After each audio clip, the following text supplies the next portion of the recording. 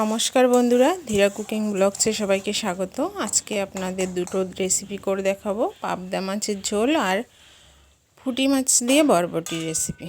চলুন প্রথমে আমরা মাছগুলো নুন হলুদ মাখিয়ে ভাজা করে নেব। পাবদা মাছ আর পুঁটি মাছ দেখতেই পাচ্ছেন, পুঁটি মাছগুলোও কিন্তু অনেক বড় বড় আর পাবদা মাছ তো অনেক বড়ই। দিয়ে দেবো কড়াইতে পরিমাণ মতো সরিষার তেল, আর রান্নাগুলো অবশ্যই সরিষার তেলে করতে হবে।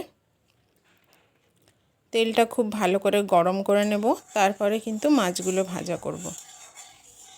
প্রথমে আমি পুঁটি মাছগুলো ভাজা করে নেব, আর খুব বেশি কড়া না, হালকা করেই কিন্তু ভাজা করব।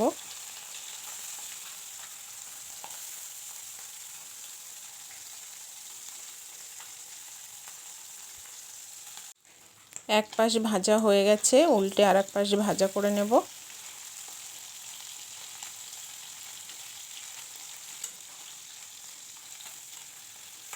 আলতো হাতে মাছগুলো উল্টে দিয়েছি।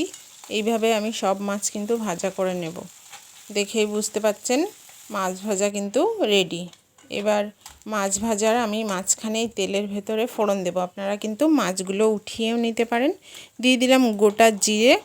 জিরেটা ভালো করে ফোড়ন হয়ে গেলে এর ভেতরে মাছগুলো আবার দিয়ে একটু নাড়াচাড়া করে নেব। তাহলে জিরের ফ্লেভারটা কিন্তু মাছের ভেতরে খুব ভালোভাবে চলে যাবে। তেলে একটু হলুদ দিলাম, তাহলে জল দিলে কিন্তু তেলটা একটু কম ছিটাবে। দিয়ে দিলাম পরিমাণ মতো নুন, আর এবার দিয়ে দেবো জল, যেটুকু প্রয়োজন। জলটা দিয়ে মাছটাকে একটু ফুটিয়ে নেব, ঝোলে একটু জাল করে নেব।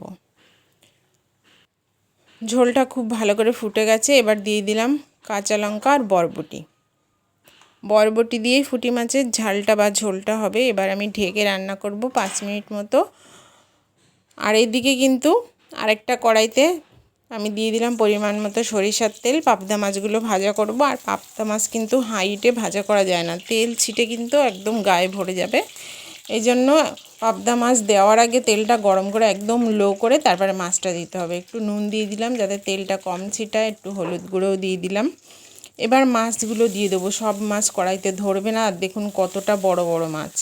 এই জন্য দুটো করে মাছ আমি ভাজা করে নেব, আর কিছু মাছ আমি অর্ধেক করে কেটেও দিয়েছি।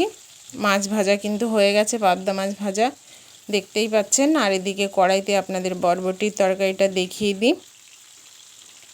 আলগা করে দেখুন মাছের রেসিপি, মানে বরবটি আর পুঁটি মাছের রেসিপি কিন্তু প্রায় রেডি হয়ে গেছে। একদম হালকা পাতলা গরমের দিনে রান্নাগুলো হবে, কারণ গরমে বেশি তেল মশলা খেলেও শরীরের পক্ষেও ক্ষতিকর, আর খেতেও ভালো লাগে না। একটু হালকা পাতলা ঝোল কিন্তু বেশি ভালো লাগে। একদম রেডি হয়ে গেছে। আমি এবার নামিয়ে দেব পুঁটি মাছ বরবটির ঝোল বা ঝাল। দেখুন বন্ধুরা, নামিয়ে নিয়েছি, দেখেই বুঝতে পারছেন একদম হালকা পাতলা রেসিপিটা। আর মাছ ভাজার কড়াইতে যে তেলটা রয়েছে ওই তেলেই কিন্তু রান্না করব। দিয়ে দিলাম কালো জিরে ফোড়ন, আর একদম মিডিয়াম সাইজের একটা পেঁয়াজ কুচি।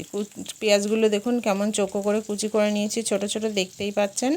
পেঁয়াজটা একটু হালকা নাড়াচাড়া করে নেব।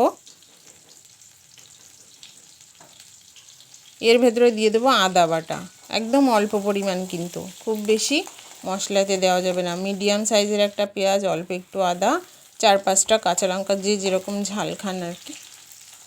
এবার দিয়ে দেবো মিডিয়াম সাইজের একটা টমেটো কুচি। টমেটোটাকে নরম করার জন্য এর ভেতরে একটু নুন দিয়ে দিলাম, তাহলে কিন্তু টমেটোটা তাড়াতাড়ি নরমও হয়ে যাবে, ভাজাও হয়ে যাবে। দেখেই বুঝতে পাচ্ছেন। দিয়ে দিলাম হলুদ গুঁড়ো। এবার টমেটোটাকে ভালো করে কষিয়ে নেব। যত ভালো কিন্তু কষানো হবে পাবদা মাছের ঝোল বা ঝাল খেতেও কিন্তু তত ভালো লাগবে। একটু জল দিয়ে দিলাম, তাহলে মশলাগুলো আর পোড়া লাগবে না, যেহেতু হলুদ দিয়েছি। টমেটোটাও সুন্দর করে গলে যাবে। দেখেই বুঝতে পাচ্ছেন টমেটো কিন্তু অলরেডি গলে গেছে। আমি খুন্তি দিয়ে একটু চেপে চেপে একদম ঘেঁটে দেব।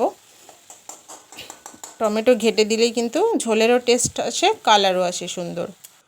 টমেটো একদম ঘেঁটে গেছে, দেখেই বুঝতে পাচ্ছেন। এবার দিয়ে দেবো এর ভেতরে পরিমাণ মতো জল, যেটুকু প্রয়োজন সেটুকুই কিন্তু দেব। জল দেওয়া হয়ে গেছে। এবার ঝোলটাকে কিন্তু ভালো করে জাল করে নেব। টমেটোর যে ঝোল পিউরিটা জলের সঙ্গে ভালো করে মিশে যেয়ে কিন্তু ভালোভাবে জাল হয়ে গেছে, দেখতেই পাচ্ছেন। এবার নাড়াচাড়া করে ঘেঁটে দিয়ে আমি ভেজে রাখা পাবদা মাছগুলো দিয়ে দেব।